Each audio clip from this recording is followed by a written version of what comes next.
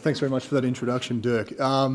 So just in the interest of shameless self-promotion before I start off, I just want to advertise our new book on the future of productivity, which was done between the Economics Department and Dirk's Department, Science, Technology and Innovation. And here we identify sort of some key challenges for the global economy in the future and a number of important policy issues. So there's a few different versions of the book, but also a shorter policy note on our website. So I think in my role as discussant today, obviously there's three great presentations here that cover a lot of issues in depth. So it's very difficult for me in the available time to make specific comments. But I think, generally they highlight, the complex linkages that characterise our economies. And, I think it's great in that it demonstrates the virtue of looking beyond averages and aggregate data to take a granular view. And I think that's very in line with sort of the approach at the OECD here, although we sort of have a different focus in terms of our recent productivity research. And that very much relates around the role of the firm in the economy. And I think maybe this is something that's had a little less focus in the presentations here today. So I just wanted to talk about sort of how we think about basically complexity in the context of the firm.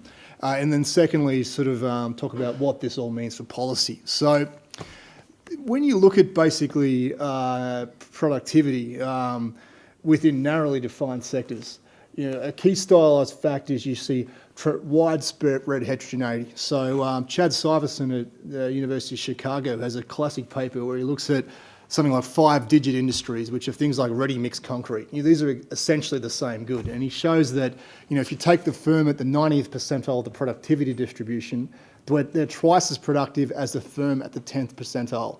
And they're practically producing exactly the same thing. So, a key issue you have to come to terms with when you look at productivity is this tremendous dispersion in productivity levels within narrowly defined industries. And that becomes really important when you think about aggregate growth and productivity enhancing policies. And there's this a set of papers coming out at the moment that essentially use these Schumpeterian models of creative destruction to sort of reconcile what's happening at the firm level with which is what's happening at the aggregate level. And we're very much inspired by that work. So, to cut a long story short, in a well-functioning economy, what we think should happen are three things. First, the globally most productive firms innovate. And these technologies and best business practices, if you like, diffuse to other firms within the economy and raise productivity within those firms. Secondly, we'd like to see the efficient reallocation of resources in order to underpin the growth of the most productive firms. And this can only really occur via the downsizing or exit of less productive firms.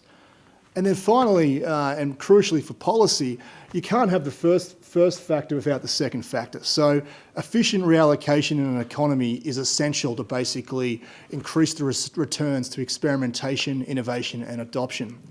Now what we show in our work is that the basic problem here is that in a lot of OECD countries these things don't happen, and we think this is quite strongly related to the policy environment. So I'm going to give you a few sort of examples here based on our firm level analysis, which is really necessary to sort of get at this complexity.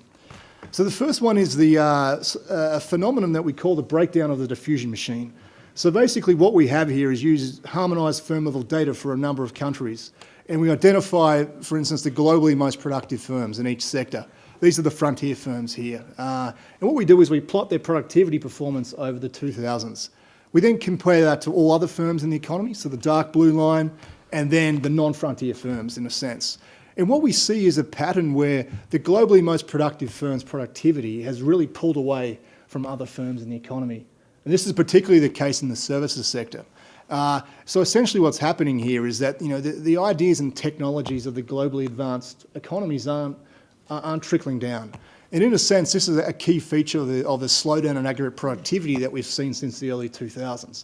So this is a pattern that we're really interested in exploring. The second thing is that, and it's partly related to this phenomenon, is that when you look at cross-country differences in productivity performance, a lot of it can be explained by resource misallocation. So what we have here is a graph which takes firm-level data to work out how effective an economy is at channeling resources to underpin the growth of its most productive firms. So if you look at the US here, the essential benchmark here is zero. So if resources are randomly allocated across firms, then the most productive firms are the same size as very poorly productive firms. And in that case, the index is zero. When this becomes more positive, we see that on average, more productive firms have larger employment shares. So in the US, for instance, we see that the actual allocation of labour in the manufacturing sector raises their labour productivity by 60% relative to the random allocation situation of zero. When we go to Europe, however, that figure's only half as much. So what we see here is that a big difference in US, EU labour productivity levels is due to the fact that Europe does a poor job at reallocating resources to its most productive firms. Now, what's more interesting here is the sectoral breakdown. You see that in each case, allocated efficiency is a lot lower in market services. We think this is interesting because these are typically the less trade-exposed parts of the economy, and we know that regulations are still a lot more stringent in those sectors. And I think this is quite a interesting thing because we know that there's a lot of linkages across sectors, and what happens in the services sector really matters for the tradable parts of the economy. So you think about participation in global value chains. That really requires high quality logistics, finance, business services. So if you've got problems in your market services sector, that really handicaps the traded parts of the economy. And this is something that Dirk touched on before in terms of the input-output linkages. And OECD work shows that basically policy distortions in services has big consequences for what happens in the traded goods sector and manufacturing. So there are two features, if you like. So when we think about the linkages between policy making and the use of complexity, whether it be the topics that have been talked about here or indeed the firm level analysis, we need a few things. So obviously, we need to first show that this complexity is relevant for growth, and from what I've seen today, I think this is very encouraging signs. And then, you'd like to sort of have some handle on, the extent to which policies can shape this complexity. If you think the complexity is the driver of growth, you want to know if you move policy A, how does that affect complexity? And I think that's a really interesting area for future research. In terms of there was a few other sort of policy issues raised here, and the thing about supporting young firms or the pro-incumbent bias in policy, I think, is a real interesting one. And certainly in Dirk's department, they've done some great work showing that, if you look at basically employment growth, what really drives employment growth is actually young firms. Most small firms actually destroy jobs, but the real creative ones here are a very small subset. So, and I think one of the big dangers here is that we never observe the firms that choose not to enter. So having incumbents at the table making policy always has that risk. And I think that also relates to the sort of the efficiency of innovation policy. So you mentioned before about how the disappointment with R&D subsidies in terms of not just only their impact on R&D but also productivity impacts. And what we see from some great work by Asimoglu, Cheek, Bloom and Co. from the US is that essentially they show that you can jack up an R&D subsidy all you like, but its effects on productivity and growth is going to be minimal unless you can somehow engender the exit of the least productive firms, because these firms are actually still using high-skilled labour. So, and in the short run, you actually can't increase your supply of labour or supply of skills to supply innovation. So what really happens with the reallocation capacity of an economy really shapes the effectiveness of innovation policies. And finally, there was a point about, supporting technology accelerates its progress. Well, that sounds pretty reasonable. I guess the question is, how do we do this from the policymaker's perspective? And I'll just finish on sort of this chart here, which sort of, I guess, should make us all modest about our ability to predict what's success. So this is from a great paper by Bill Kerr of Harvard Business School, and somehow he basically gets his hands on data from one of the best venture capitalists in Silicon Valley. And what these guys do is at the point of the first deal, when they invest in these companies, they give a score for how promising they think the investment ultimately is going to be.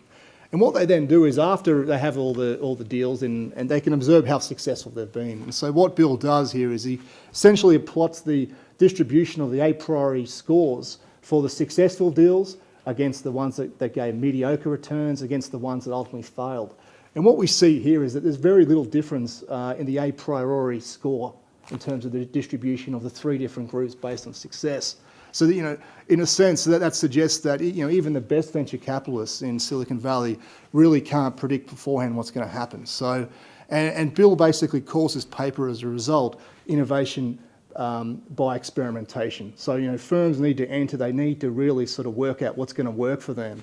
And so as a result, I think one of the big policy implications here is that government should really focus on setting the table first. And what I mean by that is that, you know, they should try to create the conditions where productive firms can thrive through well-designed framework policies. So I'll leave it there.